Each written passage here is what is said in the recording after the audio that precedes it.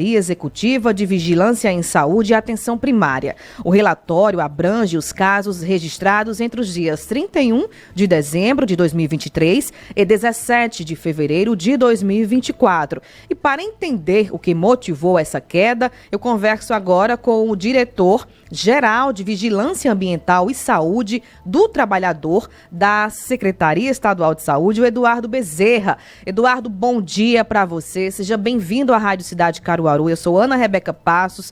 Vocês conseguiram, chegar até esse dado como, e o que motivou essa queda? Bom dia. Bom dia, Ana Rebeca. Bom dia, pessoal da Rádio Cidade de Caruaru e região. Na realidade, só a gente fazer uma adequação na notícia, que a incidência ela não diminuiu. O que diminuiu foi o ritmo, não é? Porque a incidência ela vai sendo acumulada ao longo do tempo com a chegada dos casos, né? Mas isso tem acontecido porque, muito provavelmente, o estado de Pernambuco, assim como outros estados do Nordeste, não estão na mesma dinâmica do que está acontecendo no Sul, Sudeste e Centro-Oeste. Entre outras situações que tem, o nosso período sazonal da arbovirose usual, ele ainda, oficialmente, ele não começou. Normalmente ele começa só em março. A gente teve uma antecipação dos números, muito talvez por pressão desses números do Sul, Sudeste e Centro-Oeste também, né? Mas o ritmo diminuiu da semana passada para agora, o que não reduz o nosso alerta, né? Ele pode ter variações ao longo do tempo. Ô Eduardo, então a que se deve a diminuição desse ritmo? Ações? A gente tem uma série de fatores que podem estar associados a isso. A gente pode ter, muitos desses casos, eles podem não ser necessariamente casos de arbovirose, o sistema pode estar um pouco mais sensível em função da grande quantidade de informações nos meios de comunicação. Então, os profissionais de saúde que normalmente não estariam tão alertas para o registro da suspeita de arbovirose, hoje estão. Então, com esse passar do tempo e o olhar ficando mais cuidadoso com relação a isso, pode ser que tenha alguma influência nessa situação. E outra que pode acontecer também é que no início do ano a gente tem também a questão da entrada dos dados, elas ficam um pouco represadas por conta de período de férias de algumas equipes. Então, existe um tempo relativamente longo para esses dados entrarem. Então, como as equipes devem ter voltado à sua integralidade no momento, também a entrada em grande volume de dados represados deve ter dado uma cedida também. Entendi. Vocês têm um controle, um mapeamento das regiões, de como está a situação de Pernambuco como um todo? Ou se tem uma cidade em específico que tem um caso ali mais isolado? Como vocês conseguem mapear as regiões em relação à doença? Temos. Se vocês puderem dar uma olhada no nosso boletim, ele está acessível à população no site do CIEVES. Então, a gente faz não apenas uma visão geral do Estado. A gente, inclusive, desde o ano passado, a gente fez 2 mudanças importantes na análise dos dados das arboviroses. A primeira é que a gente não trabalha mais com dados de casos notificados, porque os casos notificados, quando eles não são confirmados, quando eles são descartados, eles acabam ficando como se o caso tivesse ocorrido. Uhum. E a gente hoje trabalha com caso provável. À medida que os casos vão sendo descartados, a gente vai tirando dessa estatística porque não tem motivo dele estar lá, né? E isso não acontecia, era tudo pelo caso notificado. Uhum. E a outra mudança é a análise regional de como está essa evolução. A gente tem um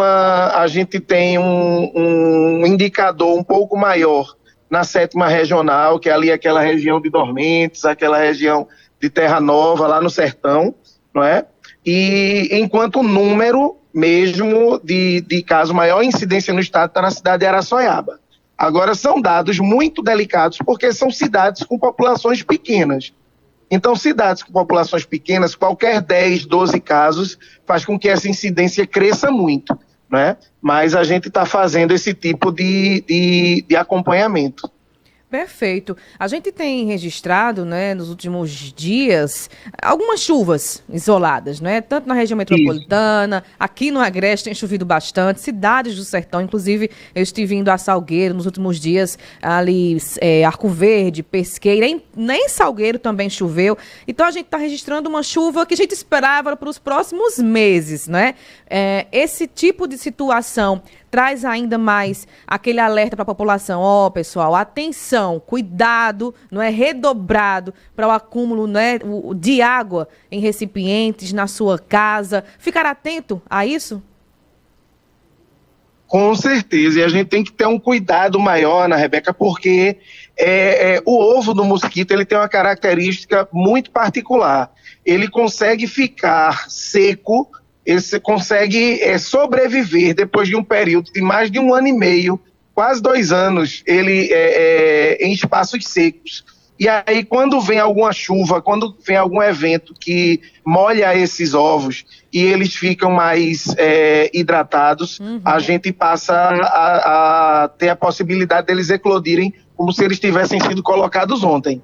Entendeu? Então, assim, essas chuvas, elas têm um perigo muito grande, porque no período seco, normalmente a gente não se preocupa tanto com esses cuidados com as arboviroses, mas é um período extremamente importante para a gente fazer aquele tipo de cuidado que é mais difícil em outras épocas, que é de esfregar as calhas, que é de cuidar dos locais onde os animais bebem água também, e é importante esfregar esses recipientes. E o recolhimento de lixo também, porque o mosquito só precisa de uma tampinha de refrigerante para se desenvolver.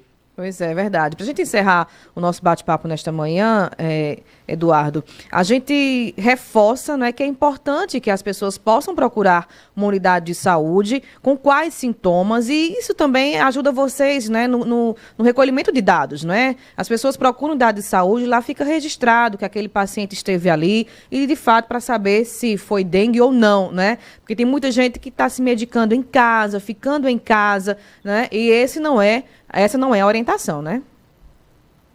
Não, de forma alguma. Inclusive, a gente tem recomendado que nos sinais de febre, nem espere mancha na pele, nem espere nada nesse sentido, porque a mancha na pele, por exemplo, ela só aparece em 50% dos casos. Então, é muito importante que as pessoas procurem já nos primeiros sinais, tudo, para o profissional observar, para ver se tem outros sintomas que se encaixam nessa definição das arboviroses, que não é apenas dengue. Lembrar o pessoal que a gente tem o chikungunya, a gente tem o zika, que apesar de algum tempo não circular, mas a gente continua com esse acompanhamento, né? E aí procura a unidade de saúde, porque além de você ter o monitoramento da sua saúde, além de você ter o monitoramento do que está acontecendo com você, no caso de uma suspeita, a unidade de saúde da família, ela informa a vigilância ambiental do município. E aí ela vai dizer o seguinte, surgiu aí no Salgado um caso suspeito na rua tal. Então a equipe vai lá e vai fazer o bloqueio, vai fazer a orientação da equipe para ver se a gente vai quebrando esse ciclo daí. E é importante lembrar os profissionais que notifiquem de forma adequada, notifiquem com conhecimento, os manuais estão aí, a gente recebeu agora, a gente está distribuindo, o governo do estado produziu aquele fluxograma para o profissional ficar com toda a orientação possível do que fazer e do que não fazer nesse processo daí. A gente deve estar na próxima semana começando essa distribuição para que a gente tenha cada vez mais informação nesse enfrentamento. Muito bem. Eduardo Bezerra, diretor-geral de Vigilância Ambiental e Saúde do Trabalhador, muito obrigada pelas suas informações. É sempre necessário esse tipo de entrevista, né, para a gente informar a população e não ficar desatento, né, Eduardo? O ritmo diminuiu, mas não quer dizer que Pernambuco não esteja dentro do mapa do país, né? Se as pessoas não cuidarem, vocês não têm como fazer o trabalho por todo mundo, né? Um bom dia para você e obrigada. Com certeza. Bom dia. Muito bem, conversamos com Eduardo Bezerra, só repetindo, reforçando, o diretor-geral de Vigilância Ambiental e Saúde do Trabalhador, ele que faz parte da Secretaria Estadual de Saúde aqui, né, em Pernambuco. E se você quer rever essa entrevista, é só acessar o YouTube da Rádio Cidade, que essa entrevista vai estar lá para você ficar atento aos detalhes. A gente segue com o Jornal da Cidade, agora são 7h22, um rápido intervalo. A gente volta em instantes. Você está ouvindo o Jornal da Cidade. Apoio Feira das